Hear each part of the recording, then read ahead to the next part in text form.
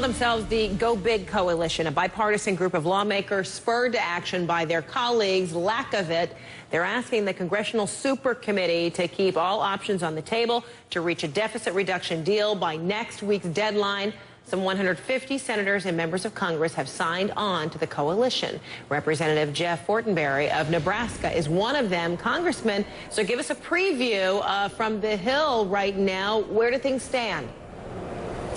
Well, there's a pretty significant impasse at the moment. The patient is in the emergency room, but we're hopeful for resuscitation here. As you mentioned, a nonpartisan group of senators and representatives have come forward and urged this joint committee to actually go bigger, to be bolder, to do something substantial that'll get our nation's fiscal house in order.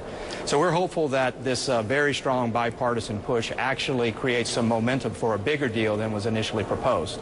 Among those big, bold things, what would you be most proud of in terms of a real common ground being found? Well, we've asked that everything be put on the table. This has to be about substantially reducing spending, though. In the last 10 years, the size of the federal government has basically doubled in size. It's twice as big as it was basically 10 years ago. The revenues have also gone up, but they have not kept pace with the spending. I think this overspending is actually undermining our ability to turn the economy around. So any deal has to be substantially focused in that area. Can you have one without the other? A reduction in spending and an increase in revenue, meaning increasing taxes? Well, I think there might be some common ground. Well, there might be some common ground for the right types of tax reform. If you look at a company like GE, for instance, who paid nothing in taxes this year because they can hire an army of accountants and lawyers, it really speaks to the disequilibrium in the tax code. And the problem with that, it pushes the tax burden down to small businesses and entrepreneurs, and that's fundamentally unfair. The tax code is skewed to ultra-wealthy corporations and an offshore aristocracy that can move capital around and take advantage of this disequilibrium. So if you had the right types of tax reform that actually expanded the base of institutions paying by removing some of these loopholes and deductions and tax expenditures, as we call them, you may actually be able to lower rates, stimulate the economy, and improve the revenue outlook. So I think the right types of tax reform should be on the table. What are the chances of that happening, though?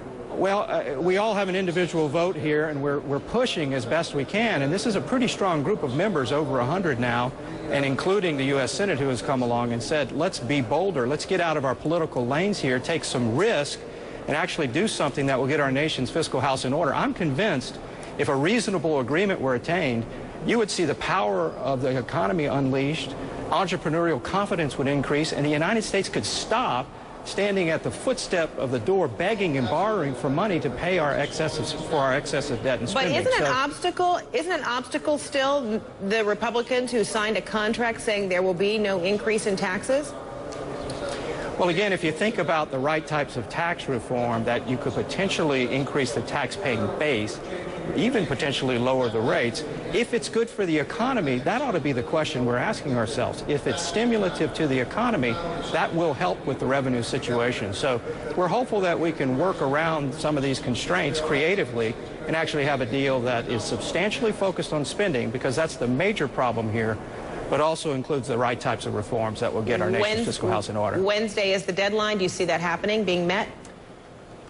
Pretty tough, pretty tough. Like I said, patients in the emergency room right now, but we all have an obligation to keep pushing, and even if that deadline's not met, I'm hopeful that this initiative creates momentum for the right type of change going forward. Congressman Jeff Fortenberry of Nebraska, thanks so much for your time.